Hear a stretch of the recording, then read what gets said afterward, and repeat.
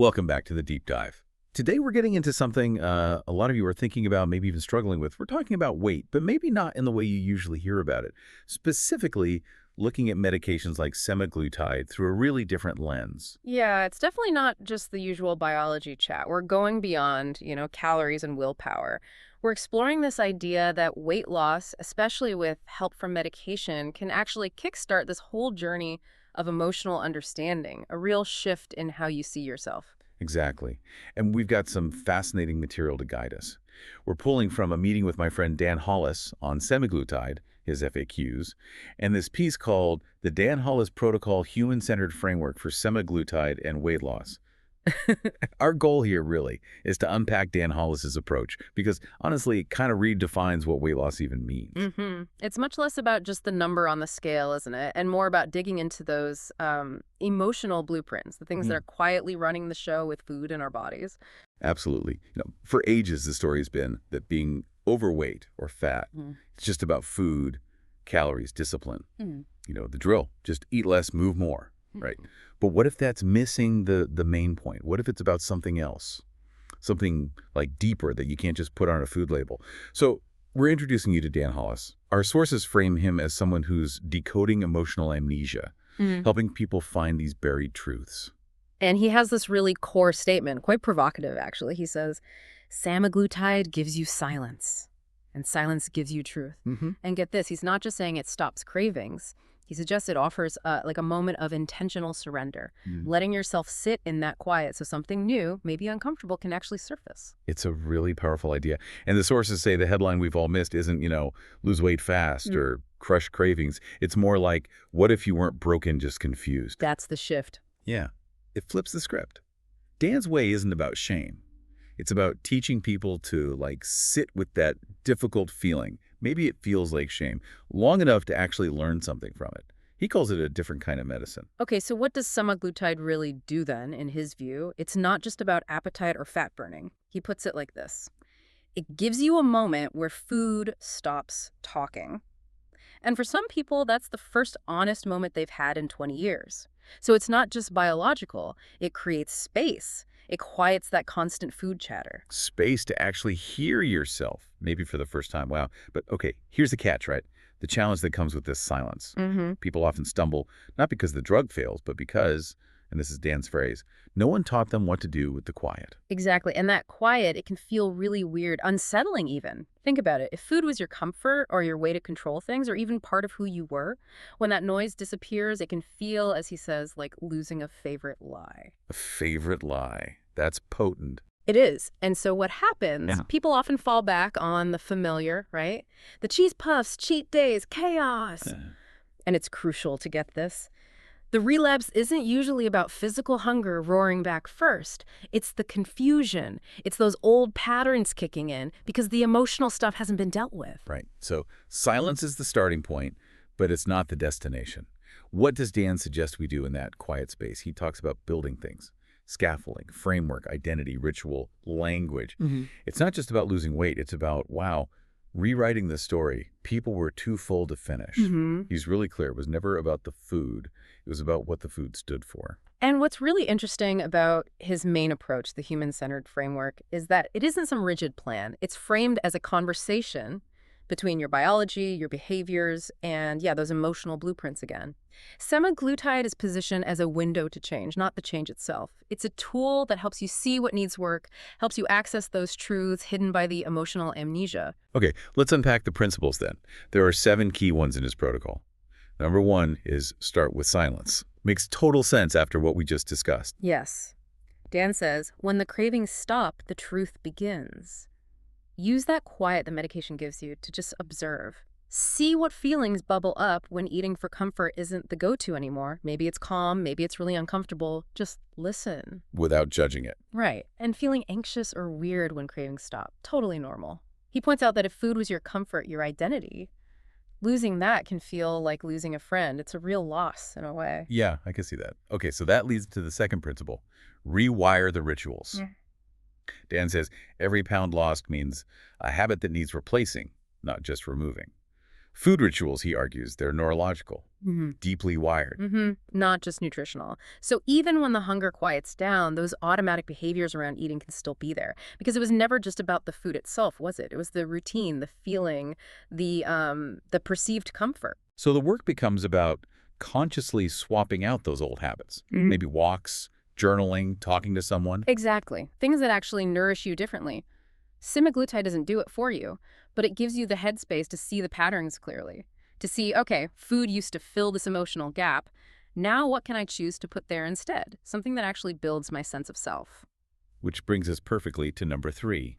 Anchor identity before the weight drops. This one feels huge.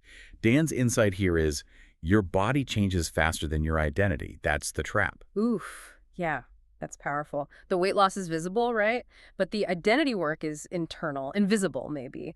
But it's arguably more important for lasting change. So you have to actively think about, okay, who am I becoming as this weight comes off? To avoid accidentally tripping yourself up later. It's not just about the scale. When asked how you keep weight off, Dan's answer is basically, by becoming the kind of person who doesn't need weight loss as a project anymore. And that takes identity work, he says, not just more dieting. And he believes that's why some people don't regain it. It's not discipline holding it, it's alignment. They built a new identity alongside the weight loss. Alignment, I like that. Okay, principle 4, pace the process. This is about metabolic pacing, not just racing to lose weight fast. Dan says, fast results don't mean lasting results. Pacing is protection. And this tackles a common frustration, Why do I lose fast at first, then hit a wall?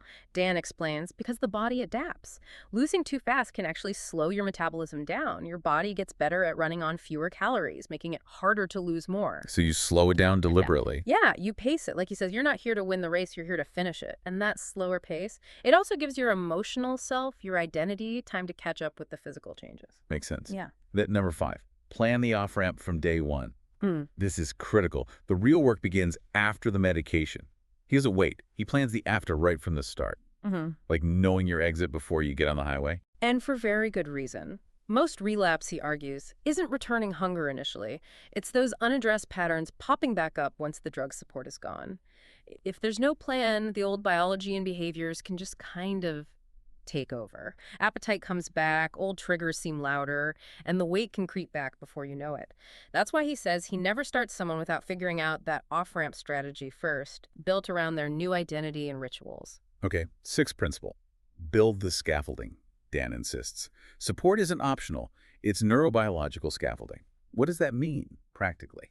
Think of it like literally building new support structures in your brain and life. It's foundational for new habits. This means emotional support, maybe community, definitely structure, even the words you use. He says, humans deliver meaning. You need information, sure, but you also need connection. And this really hits home why the emotional support piece is so vital, doesn't it? Beyond just viewing semaglutide as a pill, people relapse, he says, not because the drug stopped working, but because the emotional framework food propped up was never rebuilt. Exactly. And that's what he feels makes his program different. Most programs hand you a syringe and wish you luck. I hand you a map. Semaglutide isn't the solution. It's the signal. Without structure, without support, he warns it could just amplify confusion instead of bringing clarity. Wow. Okay. And the final principle, number 7, rewrite the narrative. This feels like the culmination. Weight loss is biology. Staying there is narrative. Helping people change the stories they tell themselves about failure, food, self-worth. Because, as he puts it, no amount of medication can sustain a story that says, I don't deserve this. So if you come in feeling like you failed everything before, Dan's take is, good. That means you've tested what doesn't work. Now let's build what does, with tools that match your biology, not shame your behavior. That's such a compassionate reframe. Isn't it? And if you feel like you've lost control, he shifts it. You didn't lose control. You lost connection. Connection to hunger cues, maybe purpose, to yourself. That's what we help you rebuild. And his personal motivation behind all this. Yeah. It's powerful. He apparently went through it himself, feeling broken. He says, I built this so nobody has to go through that alone again. Yeah, and people often ask, is this stuff a shortcut? Is semaglutide cheating? Dan's very clear. It's not a shortcut. It's a pause button, a reset, a chance to build new systems while the noise gets quiet. But, and this is key, only if you know what to do with that silence. So success isn't just the scale number. Not primarily, no. He defines it by how many coping mechanisms we've replaced with real tools. Weight loss is a side effect of clarity. It's an inside-out change. Then the whole cheating accusation. His response is pretty direct. If your body's biochemistry is rigged against you, using science to unrig it isn't cheating, it's adapting. Yep. He adds, the real cheat is pretending willpower was enough. Hmm. Which ties into his idea of pattern mastery over perfection. Forget rigid cheat days or clean eating. Focus on understanding and adjusting your actual patterns. He even shares a bit about his own experience feeling that quiet for the first time. And when hope really returned. Not seeing the scale move, but going to bed not feeling like he had to start the fight all over again tomorrow, he called the silence unsettling and strangely beautiful. And his advice to his past self, starting out, slow down. This isn't punishment, it's a repair. Trust the process, but more importantly, stay in relationship with yourself while you do it. What a difference, right? Moving from seeing it as a battle to seeing it as self-care almost, repair work. Absolutely. This whole deep dive into Dan Hollis's protocol, it really highlights a massive shift, doesn't it? It's from focusing only on biology to including identity, from just medication to finding meaning, from shame to structure, from silence to strategy. That feels like how real change might actually stick. I think you've nailed it. And that really brings us to the heart of it. This exploration shows that in so many fundamental ways when it comes to weight, it was never about the food. Semaglutide, seen through this lens, acts like that reset, that pause button, a chance, maybe a unique one, to build new ways of being while the usual internal noise is turned down. So as we wrap up, here's something to maybe sit with, a thought from all this. If the silence truly gives you truth, what unspoken truth about yourself might you be ready to hear now?